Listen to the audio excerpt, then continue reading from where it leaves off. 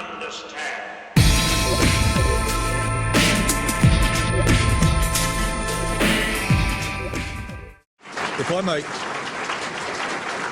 If I may ask a follow-on question following that, I heard you this morning on radio, and from my recollection is that you articulated that view about Greenpeace. My recollection is that you also suggested that the Greens, both in Europe and in this country, had been effectively hijacked by Marxists and the like, who had an economic agenda.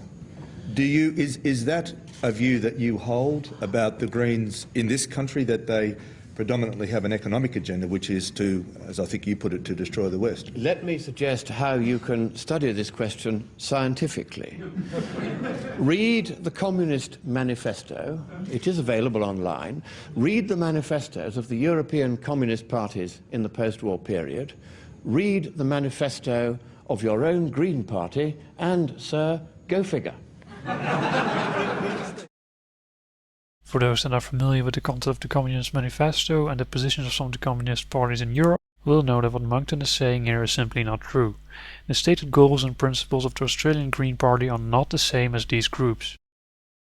Like I've said in a previous section, neither is the environmental movement inherently anti-business or anti-capitalism. Monckton perceives this as such and has even gone as far as saying that the intended goal is to establish a communist world government. Several versions of these arguments have been stated by him while being interviewed by Alex Jones.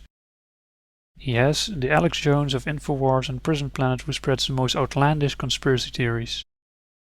Looking at this, being inside of it, watching it, what do you predict is going to happen?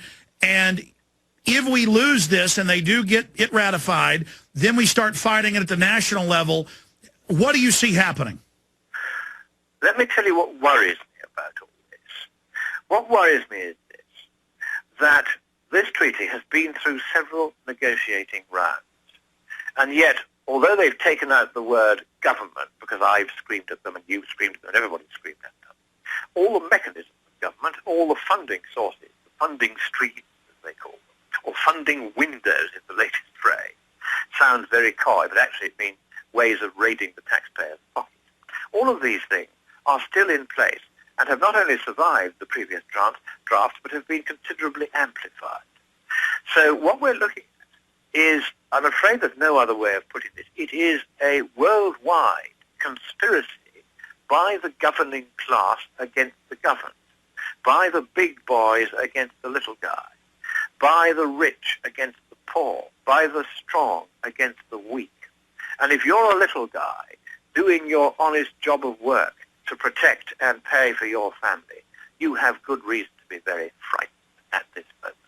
And if you think that our kind host and I have been winding each other up and frothing at the mouth about something that's just another global government conspiracy theory, I just have three words for you. Read the treaty.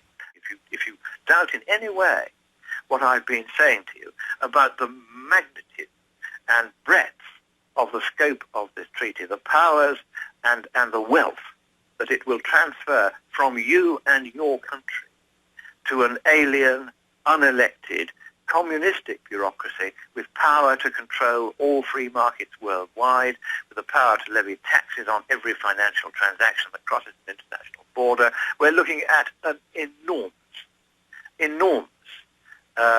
communistic government which, in its sheer scale, is disproportionate to any conceivable threat from CO2, particularly now that we know by measurement that all of the UN's models were wrong and CO2 is simply harmless.